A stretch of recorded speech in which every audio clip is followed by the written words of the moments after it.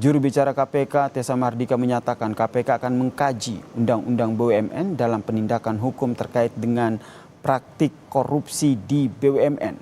Kajian dilakukan untuk melihat penerapan aturan dalam penegakan hukum yang bisa dilakukan oleh KPK. KPK juga akan memberikan masukan pada pemerintahan dari Presiden Prabowo Subianto yang berkomitmen untuk menutup celah korupsi dan juga kebocoran anggaran. Kalau memang saat ini bukan merupakan penyelenggara negara yang bisa ditangani oleh KPK, ya tentu KPK tidak bisa menangani. Nanti bagaimana nanti upayanya? Nah ini kenapa saya sampaikan perlu kajian? Tentu ini pemerintah dalam hal ini Presiden Prabowo Subianto kan menginginkan yang pertama meminimalisir atau menghilangkan adanya kebocoran anggaran. KPK tentu akan memberikan masukan-masukan kepada pemerintah Bapak Prabowo Subianto, mana yang perlu ditingkatkan, mana yang perlu diperbaiki. Tentunya hal ini menjadi salah satu concern KPK ya, termasuk salah satunya Undang-Undang BUMN. Presiden ke-7 Republik Indonesia Joko Widodo menanggapi soal Undang-Undang Nomor 1 Tahun 2025 tentang BUMN yang menyebut direksi maupun komisaris perusahaan plat merah bukan lagi penyelenggara negara seperti dalam aturan lama saudara, dan dinilai KPK tidak bisa lagi cawe-cawe dalam menangani kasus dugaan korupsi di BUMN seperti selama ini. Joko Widodo bilang semua yang berkaitan dengan korupsi bisa diproses. Semua yang berkaitan dengan korupsi itu bisa diproses. Baik itu pemerintah, baik itu BUMN, baik itu sektor swasta. Jelas kalau itu.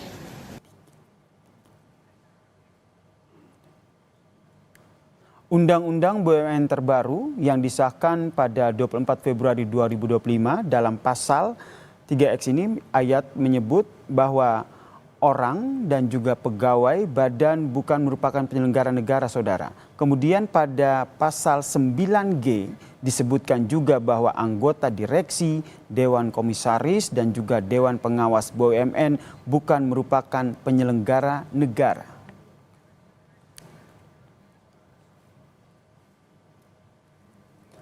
KPK sudah menangani sejumlah kasus korupsi di BUMN saudara. Di antaranya ada kasus mantan Direktur Utama Pertamina Karen Agustiawan yang didakwa merugikan keuangan negara 1,77 triliun rupiah lebih. Karen divonis 9 tahun penjara dan denda setengah miliar rupiah dalam sidang Tipikor pada Juni tahun lalu.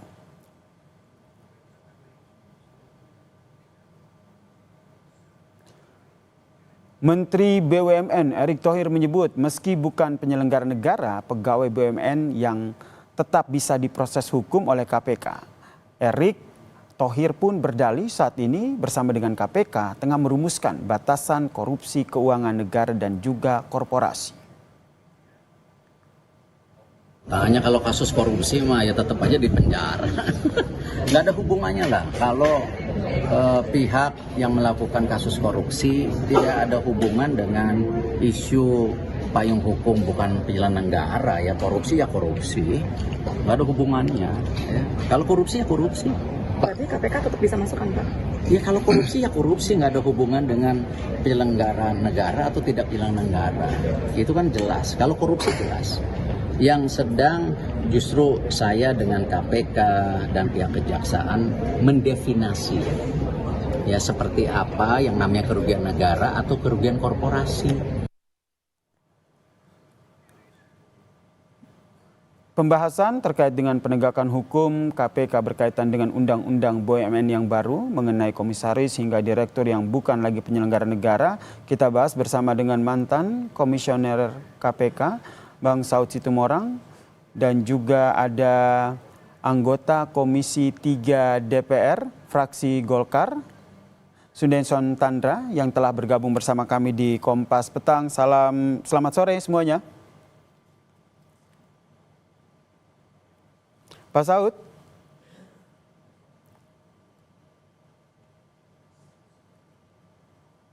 Kami akan membahas terkait dengan undang-undang BUMN yang baru. Apakah ini akan mengganggu KPK dalam mengusut kasus korupsi direksi hingga komisaris? Telah bergabung bersama kami di Kompas Petang, saudara. Mantan Komisioner KPK, Pak Saud Situmorang. Selamat sore, Pak Saud. Selamat sore. Pak Saud, ini ada undang-undang baru ini yang diartikan secara sederhana ini KPK tidak bisa lagi menyentuh tindak pidana para komisaris direksi yang ada di BUMN karena dianggap bukan lagi penyelenggara negara. Apa tanggapan Anda? Ya banyak paradoksnya ya undang-undang itu. Sejak awal saya komen podcast juga. Di antaranya itu sangat bertentangan dengan Undang-Undang Dasar 45 pasal 23 huruf E itu ya. Di situ kan nggak ada yang nggak bisa diaudit di negeri ini oleh BPK. Itu tugas BPK ada di Undang-Undang Dasar 45. Jadi kalau kita bicara kemudian di undang-undang itu juga ada bicara efisiensi, bicara good governance, itu paradoks semua isinya. Nggak ada yang bisa nggak diaudit di negeri ini. Ada orang bilang katanya tuh kekayaan negara yang dipisahkan. Kan udah ada putusan MK juga, kekayaan negara dipisahkan juga itu harus diaudit.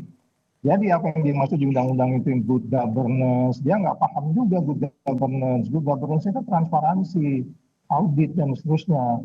Jadi memang ujungnya memang ini harus di judicial review dan saya pikir itu sudah sangat bertentangan sekali ya sama Undang-Undang 45. Coba dilihat lagi di Undang-Undang 45 itu tugas BPK itu mengaudit semua keuangan yang menyangkut uang negara. Jadi pembuat undang-undang ini kemarin ini kayaknya buru-buru, nggak paham juga mereka yang namanya yang disebut sebagai good governance. Kata good governance itu muncul di undang-undang itu sendiri, tapi mereka sendiri nggak paham yang namanya good governance itu adalah audit, kira-kira gitu. Berarti adalah hal yang wajar ketika undang-undang ini disahkan, kemudian ada kekhawatiran bahwa KPK tidak bisa lagi mengusut direksi maupun komisaris yang ada di dalam BUMN ini. Ya itu pasti, dan itu sangat bertentangan dengan undang-undang yang ada lainnya, undang-undang keuangan negara, undang-undang KPK, terus kemudian kalau kita bicara pasal 2, pasal 3 yang sering selama ini dihindari oleh penyelenggara negara, yang menyangkut kerugian negara dan seterusnya. Intinya adalah kalau kita bicara manajemen, kan di situ disebutkan salah satu tujuannya ini kan membuat mereka efisien. Ya nggak, baca lagi deh Undang-Undang 1 2025 ini bicara efisiensi. Anda kalau bicara efisiensi itu, kalau bahasanya 45 itu, Undang-Undang 45 itu bicara keadilan, kemanfaatan, bicara kepastian dan seterusnya. Jadi makanya dari awal ini orang sudah banyak hopeless yang melihat undang-undang ini, karena dari awal tuh banyak masalah di dalamnya gitu. Kita langsung tanyakan ke Bang Sudeson. Bang Sudeson, pada saat pengesahan undang-undang ini sebenarnya apakah sudah dikaji secara lengkap terkait dengan jangan sampai ada celah begitu sehingga para direksi maupun komisaris di penyelenggara negara di BUMN ini akhirnya tidak bisa dijerat ketika mereka terkena kasus korupsi? Iya, terima kasih. Jadi jelas sebuah undang-undang itu sebelum disahkan itu kan melalui beberapa tahapan. Termasuk di dalamnya kan itu tahapan dengan hearing, mendapatkan naskah akademik, dan lain sebagainya. Ya kan, itu pertama. Yang kedua, kita harus bicara ini harus clear. Negara kita kan negara hukum. Ya kan? Bukan negara kekuasaan. Itu pertama. Yang kedua, begini. Ini kan norma yang sudah berlaku. Ya kan? Yang sudah ditetapkan. Dan kita sebagai warga negara wajib mematuhi. Lalu yang ketiga, ini yang esensinya. Bahwa BUMN itu tunduk kepada hukum perniagaan. Orang bisnis itu kalau nggak untung ya rugi.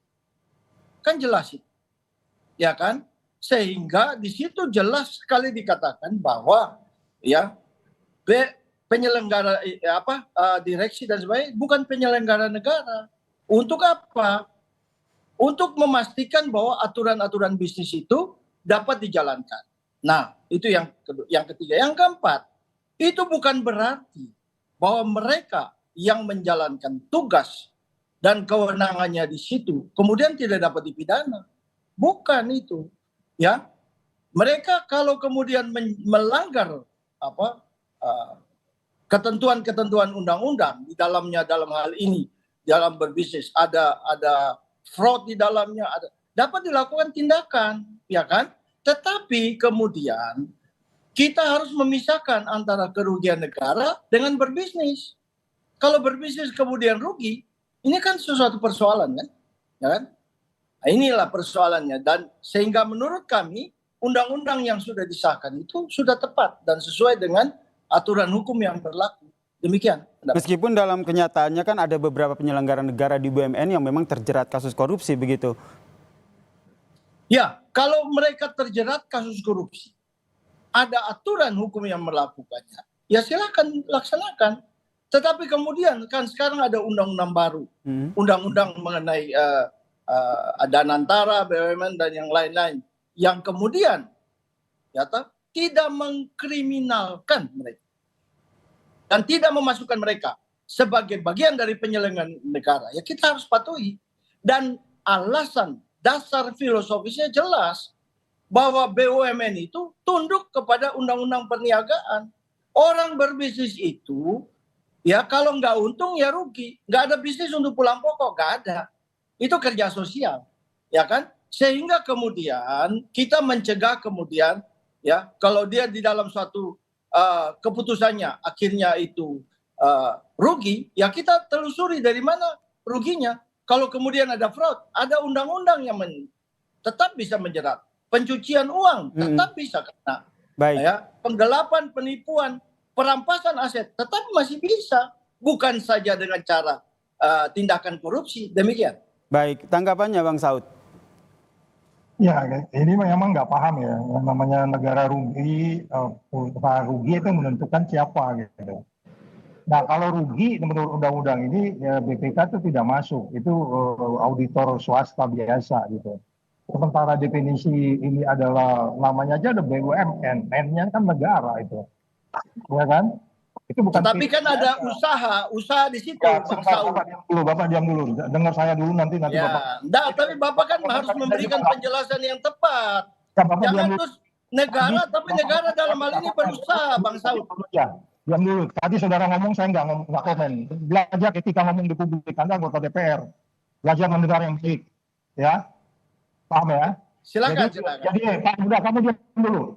Ya sudah. Baik, silakan Bang Sudeson, mohon tenang dulu. Silakan dilanjutkan. Kami kasih kesempatan dulu kepada Bang Saud. Silakan Bang Saud. Ini adalah pemahamannya adalah mereka nggak paham yang namanya tugas BPK. Anda yang tidak paham. Dia nggak paham. Jadi makanya saya katakan kembali lagi, kalau kita bicara undang-undang keuangan negara, putusan MK harus ada hargai. Ya kan, putusan MK itu tidak ada itu dipisahkan antara keuangan negara dengan tidak ada di bawah angka keuangan negara atau tidak. Jadi sekali lagi, makanya kembali kalau Anda bilang tadi ada naskah akademik, naskah akademik kan dari awal kan sudah diributkan. Jadi makanya tempat yang paling baik ini bukan di TV ini sebenarnya, yaitu kita bicara di Mahkamah Konstitusi sebenarnya gitu. Tapi karena saya diminta bicara di TV, ya kita bicara di TV. Tapi yang baik itu tempatnya di Mahkamah Konstitusi. Bahwa karena ada di situ pelanggaran di dalam Undang-Undang 45 pasal 23E yang mengatakan bahwa tidak ada yang bisa tidak diaudit oleh BPK. BPK itu ada di Undang-Undang 45, Anda harus paham itu. Itu dulu sementara. Silakan menanggapi. Silakan Bang Sudeson. Ya, jadi begini. Dasar saya sampaikan itu, Bang Saud itu supaya paham. Badan usaha milik negara. Memang milik negara, tetapi menjalankan usaha. Pada saat menjalankan usaha, badan itu tunduk kepada hukum perniagaan. Kan demikian. Sehingga kita itu mencegah hal-hal yang tidak diinginkan. Ada politisasi dan sebagainya. Itu pertama. Yang kedua, ya, di dalam persoalan ini, ya, badan usaha negara itu di dalam melaksanakan usahanya bisa saja rugi, bisa saja untung. Ya kan? Nah inilah ini. Kemudian yang ketiga, ini Bang Saud ini kan seorang anggota KPK, mantan anggota KPK. Beliau itu harus tunduk pada hukum. Undang-undang ini sudah berlaku. Siapapun harus tunduk kepada undang-undang ini, gitu loh. Sehingga kalau itu kemudian ada keberatan dari masyarakat, seperti Bang Saud ini, ya forumnya adalah di Mahkamah Konstitusi. Silakan itu. Bang Kalau Sudesson, kemudian dibatalkan, saya ingin kita mendudukan dulu secara sederhana. Jika undang-undang ini sudah diterapkan dalam sebuah pelaksanaan begitu, ketika seorang pimpinan baik itu komisaris maupun direksi mengambil sebuah keputusan, namun dalam implementasinya keputusan tersebut akhirnya merugikan negara, itu berarti tidak bisa dijerat dengan undang-undang ataupun tidak bisa diselidiki oleh KPK. Ya jelas tidak bisa karena jelas undang-undang sudah mengatakan bahwa direksi dan yang lainnya itu bukan penyelenggara negara. Kan begitu. Ya jelas tidak bisa. Tapi demikian bukan berarti bahwa mereka tidak bisa dikenakan hukuman. Kalau mereka melakukan pencurian, penipuan, penggelapan, pencucian uang, bisa dilakukan. Ya kan? Jangan lupa juga saya nggak tahu ini masih berlaku nggak. Undang-undang nomor 4 tahun 1980 itu mengenai suap swasta, ya itu bisa dikenakan kalau memang undang-undang itu masih berlaku. Mohon maaf ya, saya sudah tidak mengikuti, ya toh. Tetapi kalau itu yang terjadi, maka itu bisa dikenakan sejarah dulu karena masalah suap menyuap di dunia persepak bolaan. Maka itu kemudian diadakan itu undang-undang suap swasta itu ya.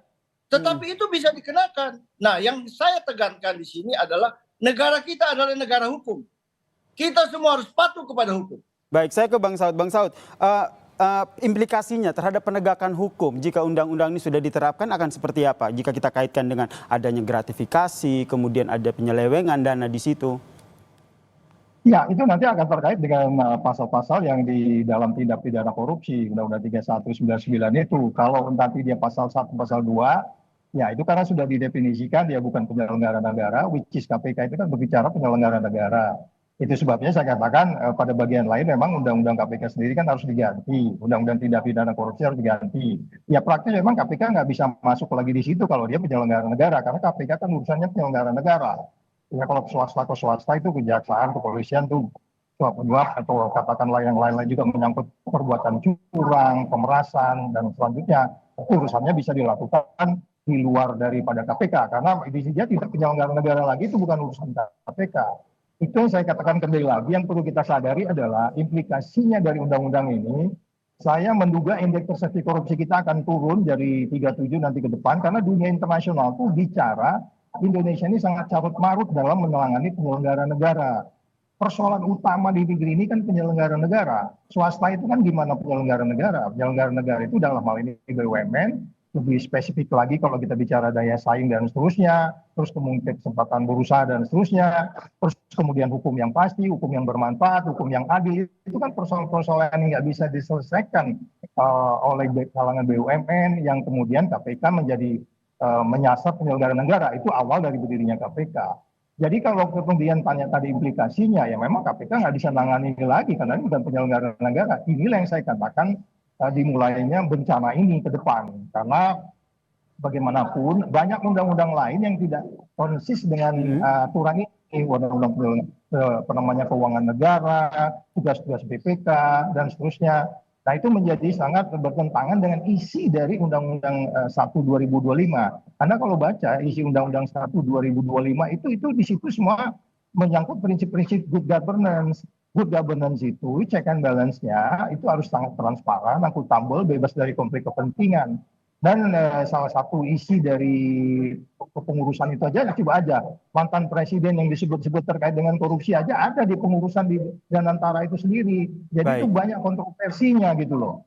Itu yang diributkan, makanya mintalah judicial review, dan ini sekarang judicial review sudah jalan, tinggal kita tunggu saja. Apakah kemudian MK ini juga masuk angin, ya kita tunggu aja gitu Mas. Baik, kita tunggu ya, kita tunggu hasilnya seperti apa terkait dengan hal ini. Terima kasih mantan Komisioner KPK Bang Saud Situmorang, dan juga ada anggota Komisi 3 DPR fraksi Golkar Bang Sudesson Tandra yang telah bergabung bersama kami di Kompas Petang. Salam sehat semuanya.